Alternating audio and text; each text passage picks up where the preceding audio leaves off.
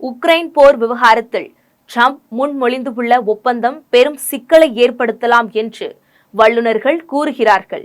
இது குறித்த தகவலை விரிவாக பார்க்கலாம்.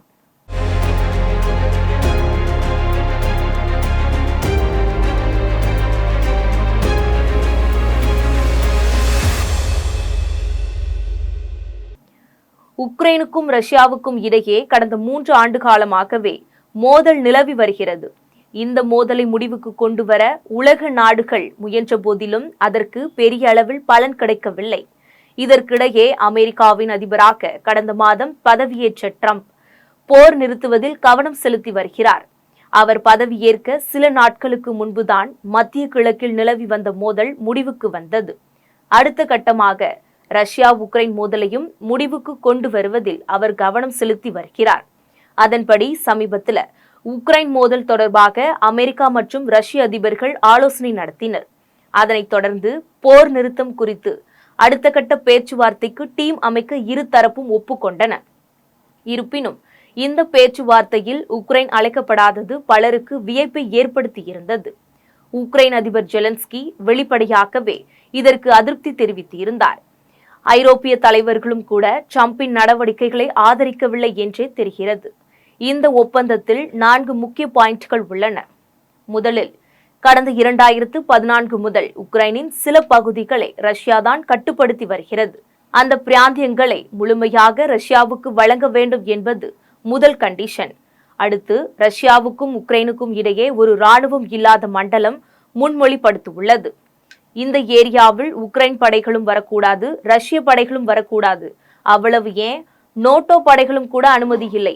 ஐரோப்பிய அனுமதி காக்கும் படை மட்டுமே இங்கு கண்காணிப்பு பணிகளை செய்ய வேண்டும். நாம் அனைவருக்குமே தெரியும், உக்ரைன் நேட்டோவில் இணையும் முயற்சியை எடுத்த போதுதான் ரஷ்யா ஆத்திரம் கொண்டு இந்த தாக்குதலை தொடங்கியது. வரும் காலங்களில் நேட்டோ அமைப்பில் உக்ரைன் இணைவதை தடை விதிக்க வேண்டும் என்பது கூட ஒப்பந்தத்தில் முக்கியமான விஷயமாக இருக்கிறது. அடுத்து, கடைசி விஷயம்தான் மிகப்பெரிய சர்ச்சை கிளப்பி உள்ளது.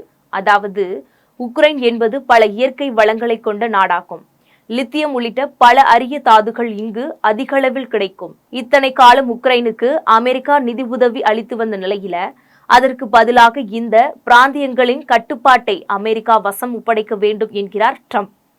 இதை ஏற்கவே முடியாது என்று ஜெலன்ஸ்கி தரப்பு மறுப்பு தெரிவித்து வருகிறது. இது ஐரோப்பிய நாடுகளின் தலைவர்களுக்கு அதிருப்தியை ஏற்படுத்துவதாகவே இருக்கிறது. பிரிட்டன் பிரதமர் கேயர் ஸ்டார்மர் வரும் 2030 வரை உக்ரைனுக்கு ஆண்டுதோறும் 3 பில்லியன் பவுண்டுகளை வழங்குவதாக உறுதியளித்துள்ளார்.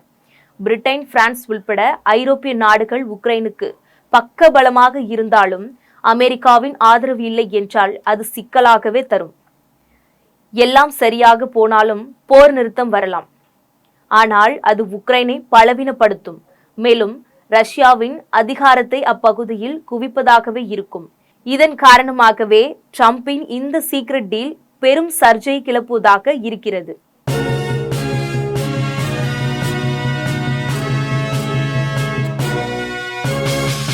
உடனுக்குடன் அப்டேட் தெரிந்து கொள்ள ஜெம் டிவி தமிழ் ஆப்பை இன்ஸ்டால் செய்யவும்.